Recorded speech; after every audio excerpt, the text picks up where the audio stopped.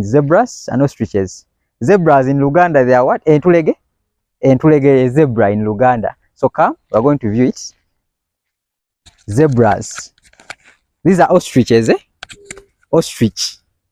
Mr. Ostrich. This one is the female one, the male one. Male. The male one. Eh? Those two black ones are the male ones. The two black ones are the male ones. So the other brown one is the female one. The grey one, yeah, the grey one. Actually, not brown. The grey one is in a enzirugavu ennyo zibayite ensajja. Ensajja nazo zizaala zitya? Nazo zibiika amagi. Feeding on grass, eh, I think. Feeding on grass. Zine enzirugavu ze ensajja. So ene ya grey gye bayita enkazi. The female one, eh? So they have long neck, as you can see. Their neck is long. Their neck is long. They have long legs.